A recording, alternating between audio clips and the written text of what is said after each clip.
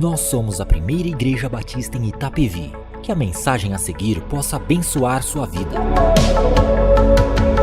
Rogo-vos, irmãos, pelo nome de nosso Senhor Jesus Cristo, que faleis todos a mesma coisa, e que não haja entre vós divisões, antes sejais inteiramente unidos na mesma disposição mental e no mesmo parecer. Pois a vosso respeito, meus irmãos, fui informado pelos da casa de Cloe de que existem contendas entre vocês.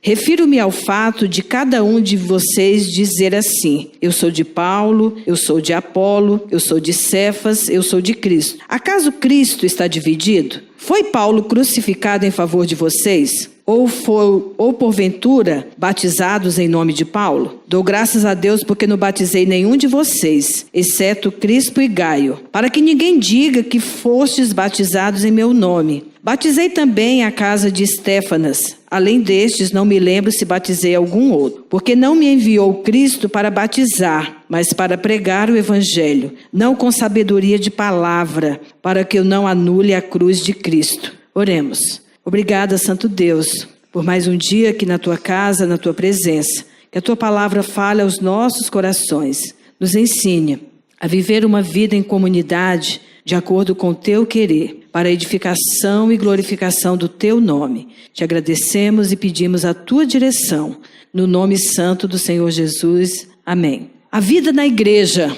Estou há 30 anos nesta igreja. 30, metade da existência dela, né? Viver na igreja é muito bom. Viver na igreja, e você é igreja. Você faz parte dela. Em toda a sociedade, nos grupos aos quais nós pertencemos, existem regras, existem estatutos, regimentos, para que possamos viver sem quebrar as regras, sem quebrar os estatutos, os regimentos. Eu sou funcionária pública e até no estatuto do funcionário público diz assim, que temos que viver na vida pública e privada de tal maneira que dignifique a função pública. É um estatuto do funcionário público. Tenho que viver tanto dentro do meu trabalho como fora dele, de tal maneira que dignifique a minha função pública, ou a profissão que eu exerço, ou o papel que eu exerço dentro do meu trabalho. Pense você, se no estatuto de um funcionário público, de um país, de um estado, exige-se uma postura digna, imagine você que faz parte da família de Deus, quando Ele diz para nós que temos que ser santos, viver uma vida para glorificar o seu nome, é muito mais sério, é muito mais abrangente, exige muito mais de nós, porque somos cidadãos do reino de Deus. Não é brincadeira. Estar aqui, fazer parte da igreja, é muito mais, vai muito além. Não podemos brincar de ser cristãos. Estive há poucos dias em Fortaleza, conversando com uma pastora lá. Ela disse para mim: Regina, nós estamos vivendo um tempo no Brasil que não temos cristãos, nós temos muitas pessoas religiosas. Estamos confundindo um cristianismo com religiosidade. Somos cristãos ou somos religiosos? Religioso é quando nós cumprimos apenas um ritual. Às vezes participar da ceia, da mesa do Senhor, é mais um ritual do qual participamos. A vida na igreja. Que importância tem isso na minha vida? Paulo, quando escreveu aos Coríntios, a cidade de Corinto era uma cidade portuária.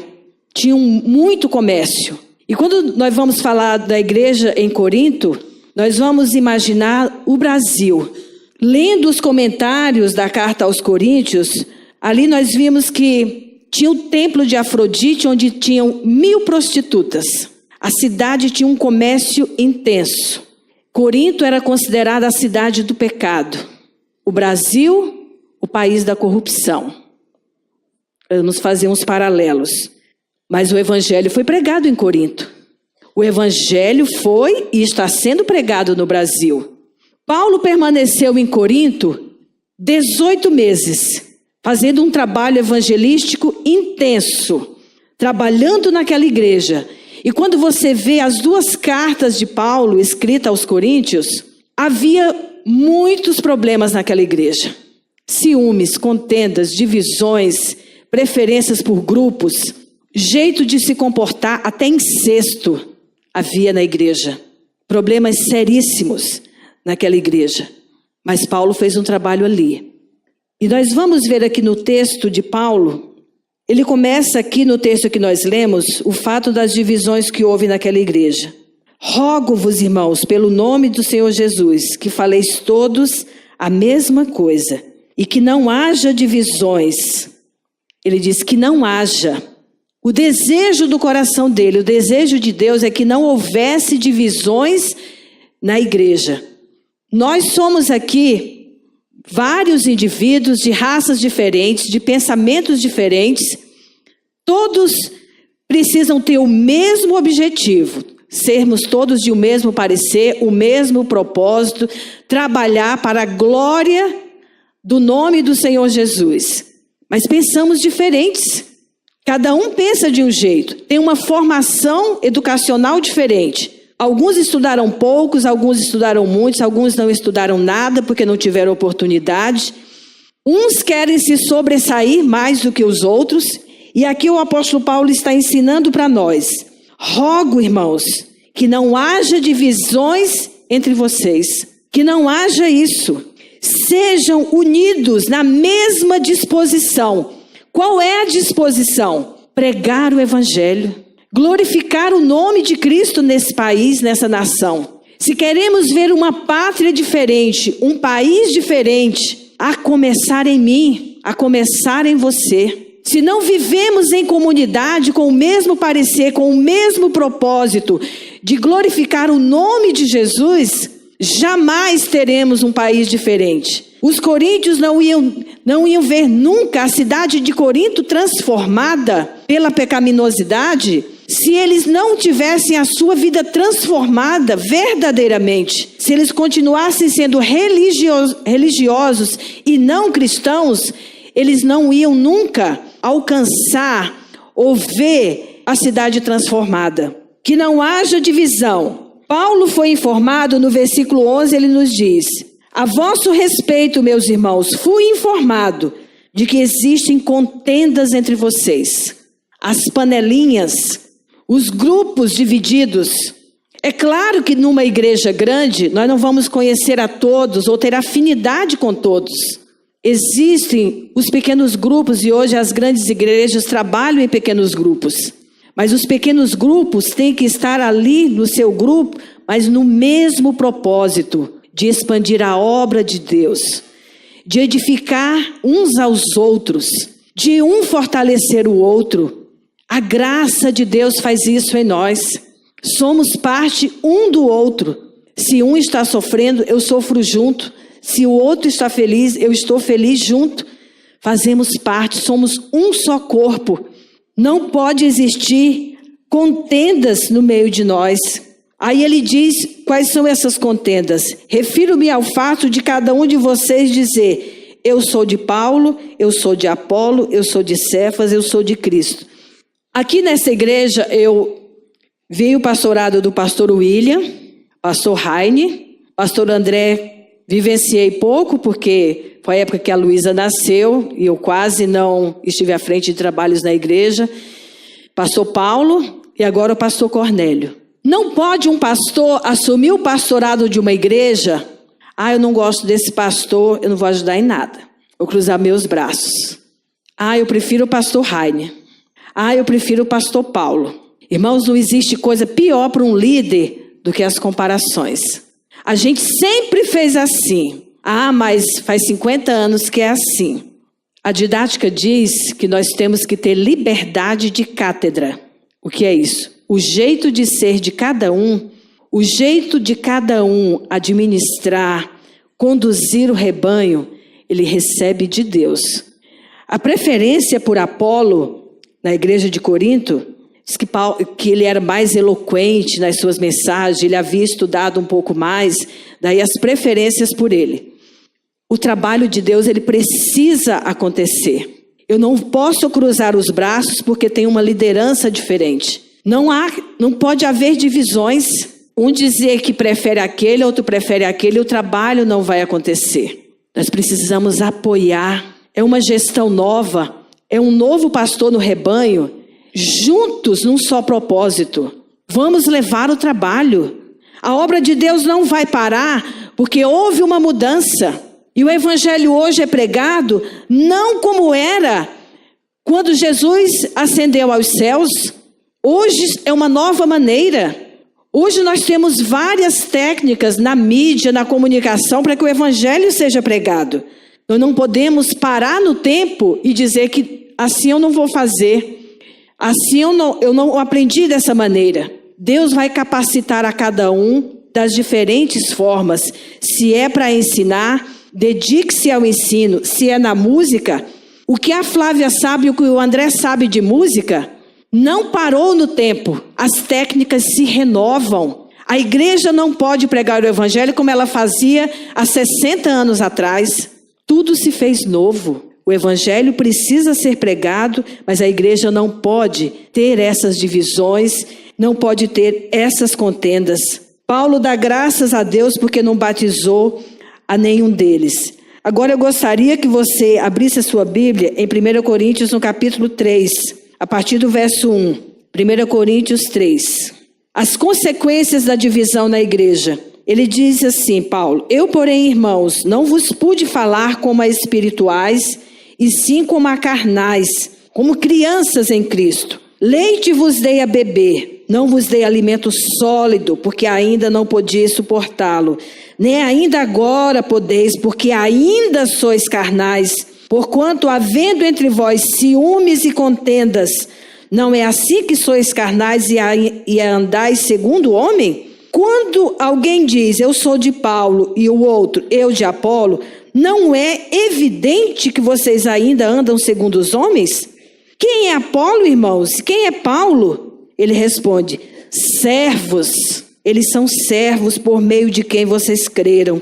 No versículo 6, eu plantei, Apolo regou, mas o crescimento vem de Deus. De modo que nem o que planta é alguma coisa, nem o que rega é alguma coisa, mas Deus que dá o crescimento.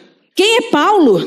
Quem é Raine? Quem é pastor Paulo? Quem é o pastor Cornélio? Ele responde no versículo, são servos. Nós não podemos basear ou firmar a nossa fé nos nossos líderes. Eles nos conduzem, eles nos guiam, mas eles são servos de Deus. E a nossa meta maior é olhar para o Senhor Jesus, autor e consumador da nossa fé. E toda a igreja, toda a comunidade precisa trabalhar apoiando o trabalho da sua liderança, para que o trabalho não sofra consequências, não deixe de acontecer. Como que vem esse apoio?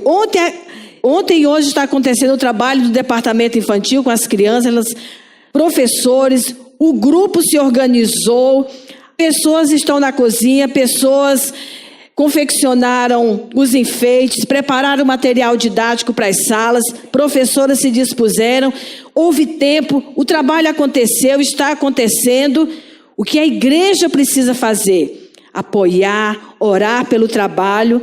Ontem, quando saímos daqui na reunião, passei ali, a Adriana está aí conosco, né? Adriana, vou citar seu nome, ela está ali atrás, é mãe de 3 crianças que eu encontrei ali no shopping. Olha, está acontecendo um trabalho na igreja, e a Adriana trouxe as crianças pela primeira vez, já deixou dormir aqui, está ali. Adriana, por favor, fique de pé, está aqui conosco, Deus te abençoe, trouxe o bebê, trouxe os filhos ontem à noite.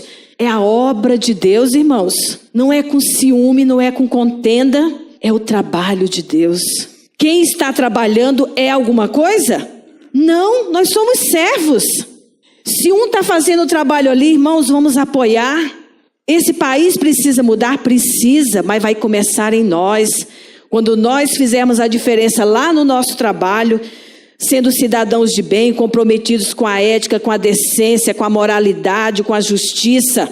Corinto era a cidade do pecado. A igreja lá em Corinto tinha que fazer a diferença no mundo, na cidade em que eles estavam. Para esse país mudar, não é com picuinha, com panelinha. Ah, eu não vou fazer. É um querendo brilhar mais do que o outro dentro da igreja. Nós não somos estrelas, irmãos. Quem tem que brilhar é Jesus. Nós não somos nada. Um planta, outro rega para o trabalho crescer, mas quem faz crescer é o Espírito Santo de Deus. A obra, ela não pode parar. Deus levantou o pastor Rainer, levantou o pastor Paulo, agora levantou o pastor Cornélio, e muitos virão. Nós que estamos nessa comunidade precisamos fazer o trabalho crescer, avançar sempre. Faça a sua parte. Vida em igreja não é simplesmente fazer o ritualzinho. Domingo, 9 da manhã, tem que ir na igreja. Domingo, às 18h30, tem que ir na igreja. Tem que cantar, tem que cultuar a Deus. E depois, o seu dia a dia com Deus.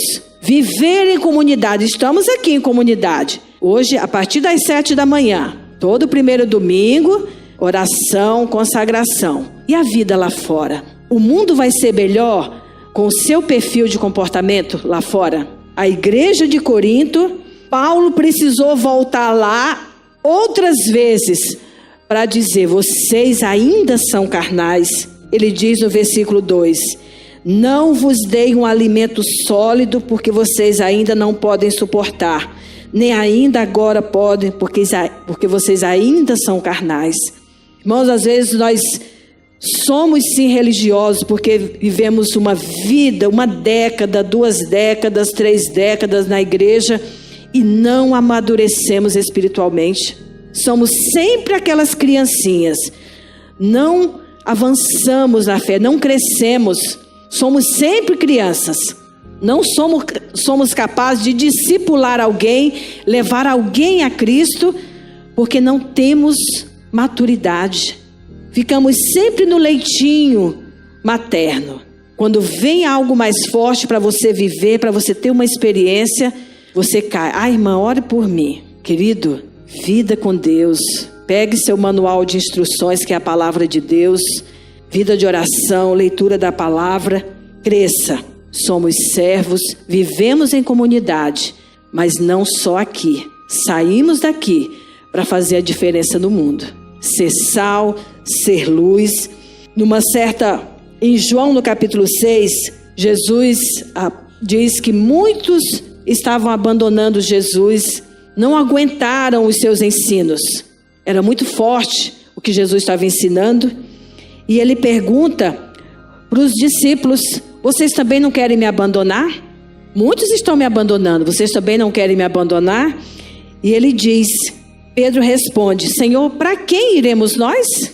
Tu tens as palavras de vida eterna. E eu quero encerrar nesta manhã dizendo para você: palavra de quem você está procurando para seguir? De um líder? Alguns cristãos procuram livros de autoajuda. Há muitos por aí. Augusto Cury e tantos outros que nós poderíamos citar. São livros muito bons. Pedro diz: para quem iremos nós? Somente Jesus tem as palavras de vida eterna. Somente Ele. Os nossos líderes são referência para nós, sim. Mas somente Jesus tem a palavra de vida eterna para nós. Igreja é dinâmica, é movimento, é trabalho. Não temos tempo, não dá tempo ficarmos parados. Envolva-se, se engaje. Nós vamos ter no dia 2/9, é isso, né, pastor? 2/9, o nosso culto dos ministérios, feira dos ministérios. Você vai se identificar em que ministério você vai trabalhar. Viver em comunidade não é só ficar sentado, não é só ficar ouvindo, não é só cantar, é serviço. Trabalhar enquanto é dia, à noite logo vem. Para quem iremos nós? Jesus tem as palavras de vida eterna. Não tenha preferências, seja de Paulo, seja de Apolo, seja de Jesus. E viva para glorificar a Deus. Em 1 Coríntios 10:31, o apóstolo Paulo, escrevendo também à igreja de Corinto, diz: portanto, quer comais, quer bebais, ou façais qualquer outra coisa, faça tudo para a glória de Deus. Curve a sua cabeça, vamos orar.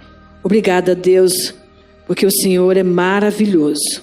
O Senhor cuida de nós sempre, sempre, sempre, todos os dias da nossa vida. A tua palavra diz que o Senhor nunca dorme, sempre está vendo tudo.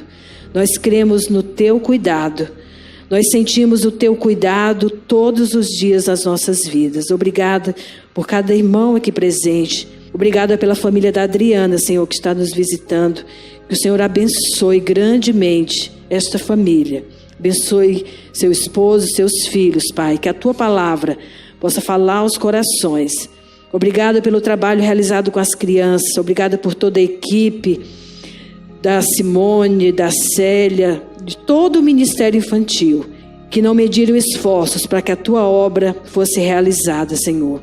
Que a palavra que foi pregada às crianças, Senhor, possa frutificar em seus corações, que eles possam crescer em estatura e em graça, para a glória do teu nome, Senhor. Que esse trabalho possa crescer mais e mais, e que possamos ver a tua igreja envolvida, que essa comunidade de santos, de fiéis em Cristo, possa trabalhar para a honra e glória do nome do Senhor Jesus. Pedimos que abençoe a tua igreja, nos dê visão da tua obra, Senhor, e coragem para fazer, que não sejamos preguiçosos, mas trabalhadores na tua obra, dia após dia. Te pedimos que nos abençoe, que nos fortaleça. Tire de nós, Senhor, o desânimo, a preguiça, e nos dê coragem para trabalhar mais e mais na tua obra, a tempo e fora de tempo, porque a tua obra não pode parar. Oramos no nome do Senhor Jesus. Amém. Esta foi mais uma mensagem especial da Primeira Igreja Batista em Itapevi. Que Deus te abençoe.